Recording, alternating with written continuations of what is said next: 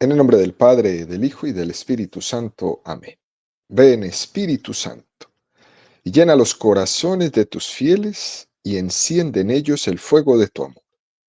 Envía tu Espíritu Creador y se renovará la faz de la tierra. Estamos estudiando el Catecismo de la Iglesia Católica, su tercera parte, la vida en Cristo. Segunda sesión, los 10 mandamientos. Capítulo segundo, amarás a tu prójimo como a ti mismo. Artículo sexto, el sexto mandamiento. No cometerás adulterio. Habéis oído que se dijo, no cometerás adulterio. Pues yo os digo, todo el que mira a una mujer deseándola, ya cometió adulterio con ella en su corazón. Continuamos subiendo el monte Sinaí de la mano de Moisés a recibir allá arriba los 10 mandamientos. Son 2.285 metros que mide el monte Sinaí. Y el Catecismo dedica 505 números al estudio de los 10 mandamientos, es decir, subiremos 4 metros del monte Sinaí por cada número del Catecismo que estudiemos. Hoy nos encontramos en el metro 1284 de altura. Estamos en el tercer apartado de este artículo, donde el Catecismo dedica 20 números al estudio del tema que tiene como título El amor de los esposos. Hoy vamos a profundizar en los números 2373 y 2374 con el tema El don del Hijo. Número 2373 del Catecismo de la Iglesia Católica dice: la Sagrada Escritura y la práctica tradicional de la Iglesia ven en las familias numerosas como un signo de la bendición divina y de la generosidad de los padres. Es un número precioso este que nos regala el catecismo. Y fíjense cómo la Iglesia ha querido dentro de este catecismo mayor reservar un número muy específico para hablar de las familias numerosas, ¿eh? Para dar gloria a Dios por esas familias. La Iglesia ha entendido que hay un don especial de Dios, que es el don de esa generosidad que ha sembrado en esos padres. Es un don transmitir la vida y es un don acogerla. Y esto es importante tenerlo presente en un mundo que nos presenta: no tengas familia. Dios es muy grande cuando da esa posibilidad de tener familias numerosas. El cristianismo siempre ha impulsado tener familias numerosas. El modernismo nos ha invitado a no ser generosos, a encerrarnos. Incluso las mismas sociedades se van construyendo en torno a que no se tengan familias numerosas. Por ejemplo, lo vemos expresado en las construcciones modernas. En las construcciones modernas ya las personas no caben. Ya solamente se hace una habitación, máximo 2 habitaciones. Con eso, materialmente estamos limitando las familias a que puedan tener familias numerosas. Y Dios es grande. Cuando siembra en los corazones la generosidad de acoger la vida. Esto no significa, queridos amigos, que la Iglesia esté discriminando a las familias que no son numerosas, ¿no? Lo que la Iglesia está haciendo es dando aquí una especie de palmada en la espalda, ¿no?, a esas familias que son generosas y que han acogido la vida siempre. Hablar de esto en este número 2373 del Catecismo, cuando en los números anteriores se ha hablado de la paternidad responsable. Es como que la Iglesia quiere dejarnos entender lo que significa realmente la paternidad responsable. Lo cierto es que esta palabra responsable la hemos ido entendiendo de un modo muy subjetivo y nos hemos ido perdiendo en el camino. Con mucha frecuencia escuchamos esto de: no es responsable tener tantos hijos. Eso se escucha hoy día mucho. Incluso en algunos sectores de la sociedad se acusa de irresponsable a los padres que tienen muchos hijos. Es impresionante hasta dónde ha llegado toda esta ideología modernista de acabar con la familia, de acusar a los papás de irresponsables. Es posible, claro está, que existan casos de irresponsabilidad, totalmente posible. Por ejemplo, hay algunos sectores, hay algunas poblaciones, hay algunas tribus, ¿no? Donde hay paternidades que son descontroladas, donde hay padres o madres que son desordenados en sus vidas. Y claro, llegan a tener decenas de hijos, ¿no? Los cuales terminan abandonados, terminan en manos del Estado, terminan criándose solos o que solamente cuidan a aquellos que son capaces de cargar con ellos, incluso cuando tienen que tener algún desplazamiento, etcétera, etcétera. Esos son algunos casos que pueden pasar, claro que sí. Pero lo normal no es eso. Lo normal es que nos han llevado a hacer un chiste la paternidad y la maternidad de muchos hijos, a burlarnos de ellos, incluso a ridiculizarlos, a menospreciarlos, a tratarlos de irresponsables. Y eso no debe de ser así. No hay que acusar a las personas que tienen muchos hijos de tener una paternidad, una maternidad irresponsable. ¿Eh? Más bien, tendríamos que verlos desde el punto de vista del testimonio que son. En otros lugares de la sociedad, esta palabra responsable suena como a recortar, en un sentido restrictivo. Son aquellos que dicen, es que la vida está muy dura, por eso no tengo familia. No hay que tener un hijo porque eso es una carga. Tenemos que ser responsables. Y se niegan a la vida. Y en este sentido, queridos amigos, es manipular tremendamente la palabra responsable. Porque ¿acaso los santos que han hecho obras magnánimas, enormes, que se han arriesgado por el Señor, no han sido responsables en su vida? Fijémonos incluso cómo nos han vendido el término de la prudencia, esa virtud tan hermosa de la prudencia, nos la han vendido de una manera manipulada y la hemos hecho sinónimo de mediocridad. Y entonces confundimos mediocridad con prudencia, con no entregarse, con no darse. Según estos, el prudente es aquel que no emplea todos sus talentos. ¿Sí? Aquel que se le dieron 10 talentos, los entierra. O al que le dieron 5 y los entierra. O al que le dieron 10 y solo usa 5. O al que le dieron 5 y solo usa 2.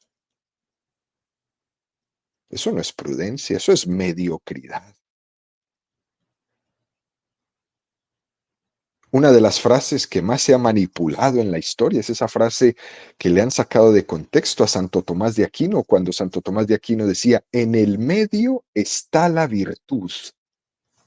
Esta frase la he explicado en algunas sesiones de nuestro catecismo varias veces. Realmente la virtud tiene que ser la máxima intensidad, no la mediocridad. Pero tendrá que ser equilibrada en el objeto, pero siempre con la máxima intensidad. No amas a tus hijos a medias, los amas con la máxima intensidad.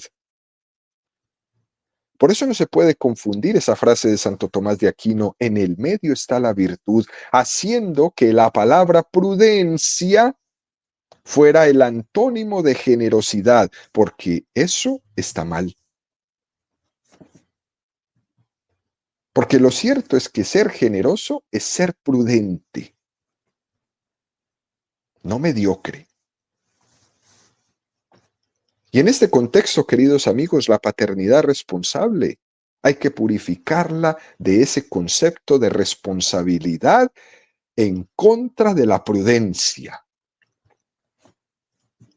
No podemos confundir la paternidad responsable con una paternidad confortable, mediocre, que no se entrega, que no se da, que todo lo quiere para sí.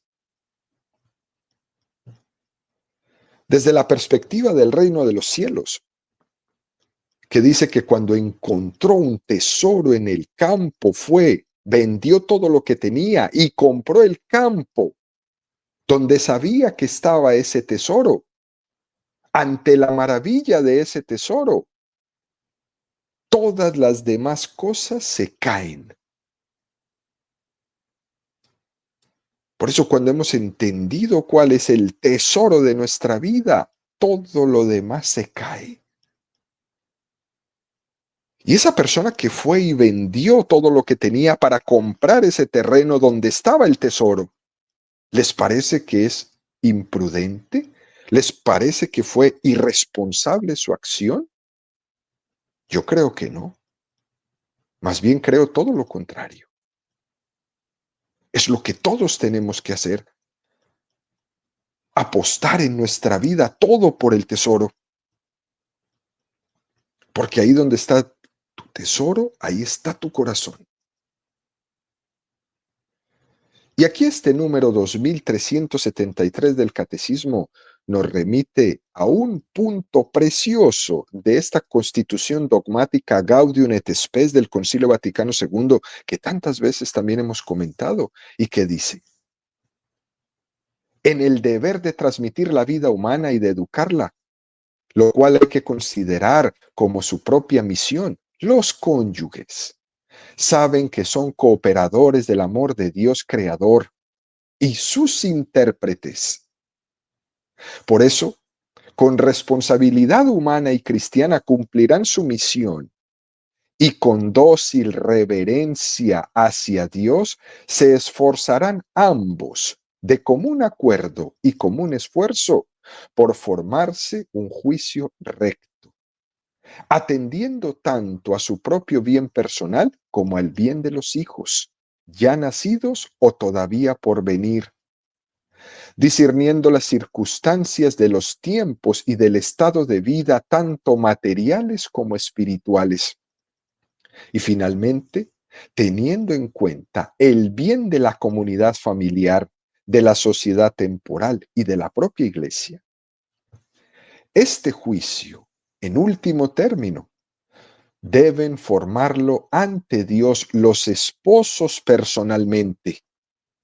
En su modo de obrar, los esposos cristianos sean conscientes de que no pueden proceder a su antojo, sino que siempre deben regirse por la conciencia, lo cual ha de ajustarse a la ley divina misma, dóciles al magisterio de la Iglesia que interpreta auténticamente esta ley a la luz del Evangelio. Dicha ley divina muestra el pleno sentido del amor conyugal, lo protege e impulsa a la perfección genuinamente humana del mismo. Así, los esposos cristianos, confiados a la divina providencia, cultivando el espíritu de sacrificio, glorifican al Creador y tienden a la perfección en Cristo, cuando con generosa, humana y cristiana responsabilidad cumplen su misión procreadora. Entre los cónyuges que cumplen este modo la misión que Dios les ha confiado, son dignos de mención muy especial los que de común acuerdo, bien ponderado, aceptan con magnanimidad una prole más numerosa para educarla dignamente. Este punto 50 de la Gaudium et Spes necesita algunas catequesis, ¿no? Es precioso esto que dice la Iglesia. Nos habla de una prole no para malentenderla, sino para educarla dignamente. Cuando hablamos de prole, nos referimos a los hijos. Además dice este precioso texto, ¿no?, que los esposos cristianos confiados en la divina providencia, cultivando el espíritu de sacrificio. Qué tremendo esto, ¿no? En una sociedad que no quiere ni sacrificios y menos confiar en la divina providencia. Evidentemente es una confianza en la providencia que no tiene un sentido pasivo ni quieto, porque ese confiar en la providencia me compromete y me exige y me lleva al olvido de mí mismo, así como pasa con todos los papás que nos escuchan. ¿Cuántas veces no te quieres quedar en la cama 30 minutos más y te toca levantarte porque hay que llevar los niños a la escuela? Eso es olvidarse de sí mismo. ¿Cuántas veces esa madre que me está escuchando es la última que se acuesta y es la primera que se levanta? Eso es sacrificio. Y para hacer eso, uno tiene que confiar en la divina providencia. Esas familias numerosas están contribuyendo al bien de la sociedad de una manera muy, muy especial. Y en la historia se ha visto así. Siempre que se ha necesitado, han sido las familias numerosas las que han salido al rescate de las sociedades. Cuando los pueblos se quedaban vacíos, han sido las familias numerosas las que han sacado los pueblos adelante. Por eso, desde nuestra perspectiva cristiana, queridos amigos, tenemos que felicitar, animar, apoyar y sostener las familias numerosas. Tenemos que dejar esa burla y ese juicio tan negativo que tenemos en contra de las familias numerosas. Y fíjense, las familias numerosas nunca dejan indiferente a nadie. Cuando uno ve una familia numerosa, tiene diferentes reacciones. Algunos se admiran, porque esas familias suscitan admiración, todos esos niños. Para otros les suscita incomodidad, porque les remuerde su conciencia.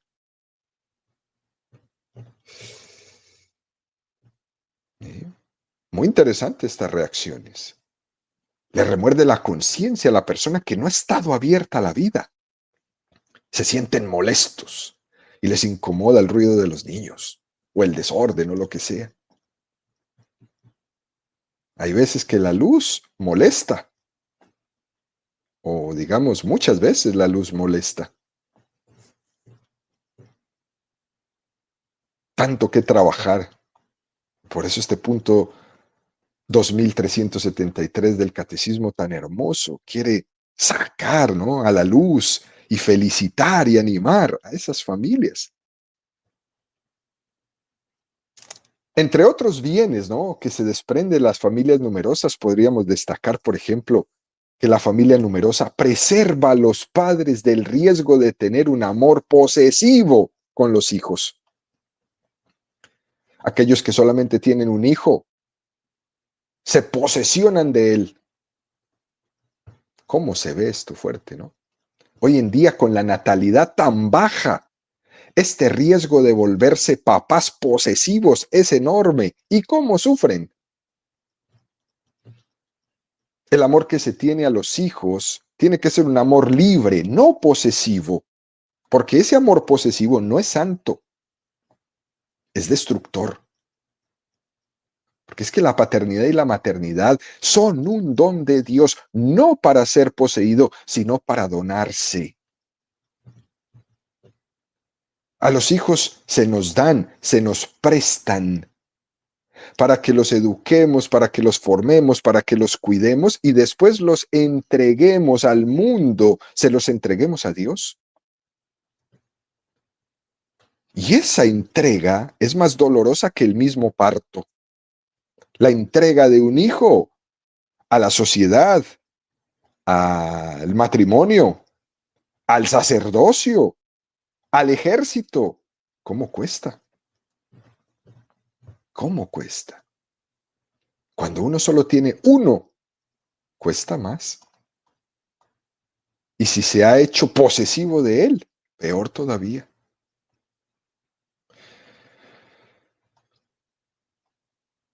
Otra cosa que podemos rescatar de estas preciosas familias numerosas es que la familia numerosa es un don para educar en la austeridad en la vida de los hijos. No es cierto eso de que las familias numerosas son aquellas donde los padres son ricos. No, eso no es cierto. Tienen que haber una necesaria austeridad, que es educativa tremendamente. Porque hoy día, ¿cuál es la propuesta? Ten un solo hijo y dale de todo. Como si educar fuera dar cosas. Cómprale todo. Solo ten uno para que te alcance para comprarle todo. Pero nunca jugó. No tuvo un hermanito para jugar a su lado.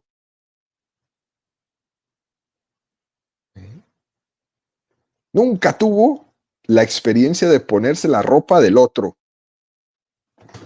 Porque le tocaba. En las familias numerosas, el primero es el que estrenaba. Los demás les tocaba lo que iba quedando. Eso es una experiencia única. Porque es más fácil educar a un hijo distinguiendo entre lo que es necesario y lo que es superficial. Y no nos podemos permitir el lujo de seguir las incitaciones de la moda en cada momento y negándonos a la vida para poder estar al día en la moda, en los gastos, en las pretensiones, en darle todo. Es un don inmenso este, preciosísimo, que la familia numerosa nos regala. El don de la austeridad, de saber discernir entre qué es lo verdaderamente importante y qué es lo superficial. El poder renunciar a las cosas, el poder renunciar a uno mismo, incluso hasta quitarse un pedacito de su comida para dárselo al hermanito, a dejar de pensar uno tanto en mi metro cuadrado, como los niños hoy día solitarios metidos en las casas, solo pensando en ellos mismos. Y de tanto pensar en sí mismos se matan, se suicidan, que es nuestro reto hoy día en esta sociedad. Que no se nos maten los niños, que no se nos maten los jóvenes. Pero ¿cómo no? Si están todo el día metidos en un cuarto solos. Y nunca nadie les ha enseñado que hay que ser generosos, que hay que jugar con el otro, que hay que prestarle el carrito, que hay que compartir la ropa, que hay que compartir la comida. No, ellos se hacen reyes, reyes solitarios y sufren. La familia numerosa nos enseña a romper eso. Impresiona también que las familias numerosas muchas veces acaban siendo las protagonistas de las páginas más históricas de la sociedad. Son las que normalmente están metidas en todas esas actividades sociales, en las escuelas. Que uno, hay veces ve esas mamás con esos hijos y dice, pero ¿a qué horas le alcanza? Con 7 hijos, con 8 hijos, ¿a qué horas le alcanza? Para ir a la escuela, para ir a darles de comer, para cambiarlos, para... Qué impresionante, son unas héroes esos padres. Y lo que más me impresiona es que normalmente siempre están sonriendo. Y hay veces veo una que tiene un hijo y no suelta una sonrisa nunca.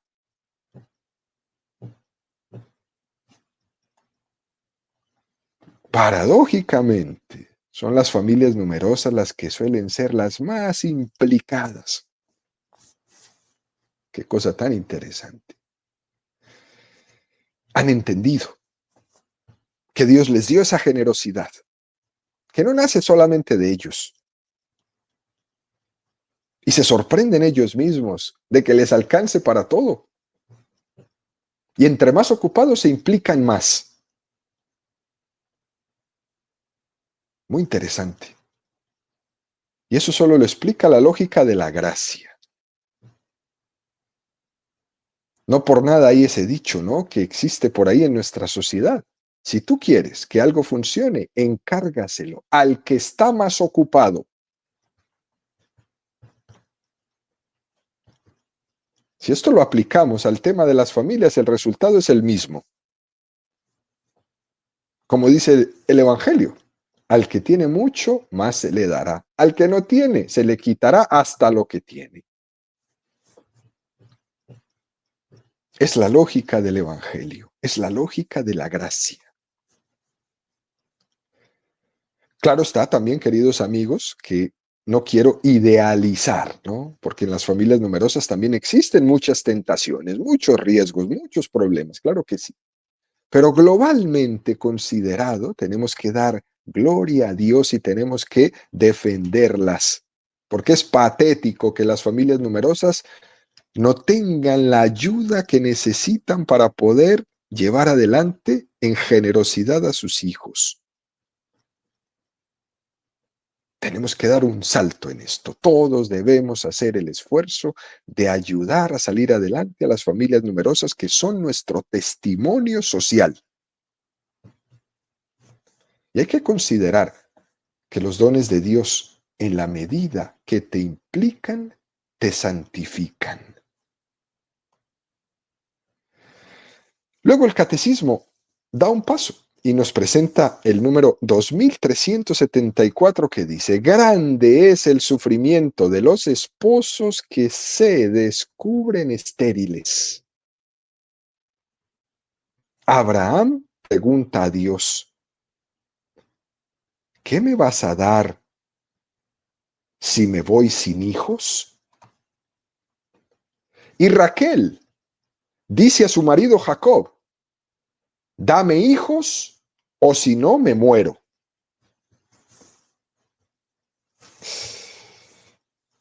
Y aquí el catecismo vuelve y nos da una lección. En el número anterior, el 2373, hacía referencia a las familias numerosas. Aquí en el 2374 se habla del caso opuesto, de la experiencia de la esterilidad en el matrimonio. Y los dos textos que hacen referencia a la esterilidad en el matrimonio, algo que sufren muchas parejas hoy día, son dramáticos, donde expresa en estos dos textos el gran sufrimiento tanto de Abraham como de Raquel. Es verdad que en la mentalidad del Antiguo Testamento la procreación era entendida como una bendición de Dios. Y ciertamente lo es. Por eso en el número anterior decíamos, es una bendición de Dios las familias numerosas. ¿Sí? Pero en el Antiguo Testamento se llegaba a creer que cuando una mujer no podía tener hijos era porque estaba maldecida. Eso lo hemos purificado. Por lo que no podemos hacer es el silogismo de que si los hijos son una bendición de Dios, el no tenerlos es un castigo o maldición. Eso no podemos hacerlo. Por eso, en este número 2374, se quiere llegar al otro extremo. Reconocer que existe un misterio dentro del sufrimiento humano, que es el sufrimiento de no poder tener hijos. Qué fuerte esto, ¿no? No podemos olvidar el título de esta catequesis de hoy, el don del Hijo. Fíjense bien, queridos amigos, los hijos son un don, no son un derecho. Nosotros no tenemos derecho a tener hijos. Los hijos son un don, son un regalo. Dios se los da a quien Él quiere.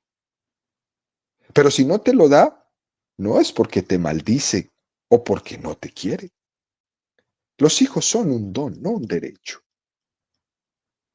Precisamente uno de los términos maliciosos, muy maliciosos, de esa famosa ideología de género de hoy y todos los secuaces detrás de ellos, es que están introduciendo eso de los derechos reproductivos. Y se usa esta palabra que se usa hoy, ¿no? Y todo el mundo quiere tener derechos de todo, ¿no? Se usa esta palabra para hablar del derecho al aborto. ¿Y eso qué es? Eso es una perversión del lenguaje. O lo que llaman también la salud reproductiva, que es algo así como si llamáramos salud laboral al despido de tu trabajo. Imagínese usted, decir que despedirse es saludable. Entonces se buscan términos absurdos para vestir lo que es perverso como algo aceptable. Hacia los objetos tenemos derechos, pero hacia las personas no tenemos ningún derecho.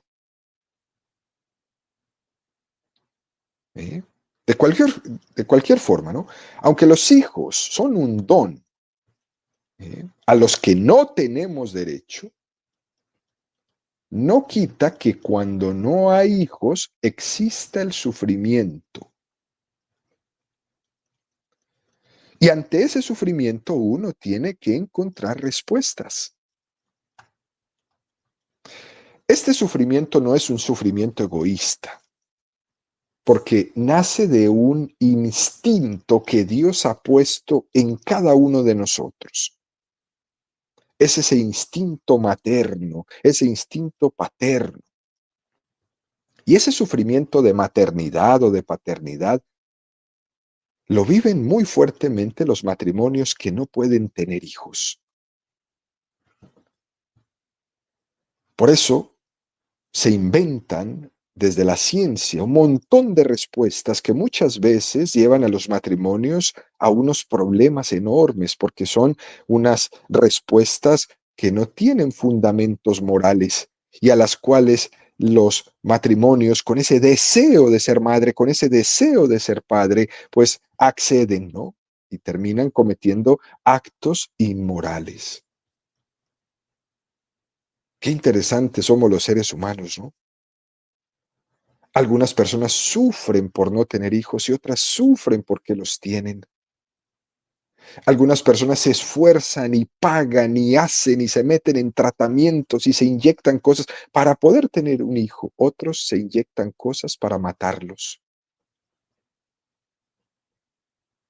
Todo eso lo ha introducido en nuestra vida el pecado. Hay que tener mucho cuidado cuando hacemos estas evaluaciones. Tener cuidado en la manera de cómo evaluamos este sufrimiento.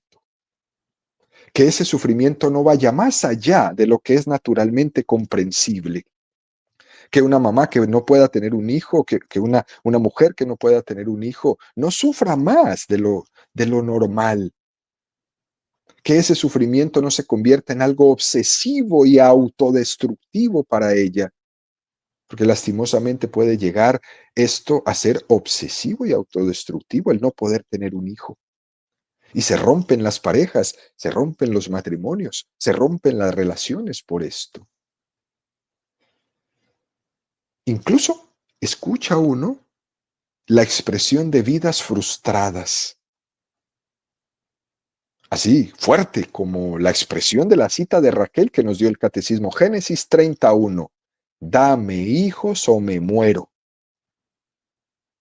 Fuerte, ¿no? Fuerte. El que una persona, una mujer, sufra por no poder tener un hijo es algo comprensible, pero hay que ayudarle también a entender que una voluntad y una razón que ella tiene es encauzar ese sufrimiento para que no sea autodestructible y que ese sufrimiento no le aplaste. Por tanto, se le tienen que presentar opciones para que encaucen todo ese amor. Y una de ellas es, sin duda alguna, la adopción. Habiendo pensado en muchas cosas, esta o otras tantas que comentaremos en los siguientes números pueden ser buenas opciones para encauzar tanto amor. Por tanto, en la siguiente catequesis continuaremos con esta expresión. ¿Cómo resolver, cómo ayudar a que los dos sufrimientos nacidos de esto se puedan llevar adelante? El primer sufrimiento, que es soñar en lo que no será, y el segundo sufrimiento, que es no aceptar lo que es. Mañana continuaremos en esta misma línea con la catequesis.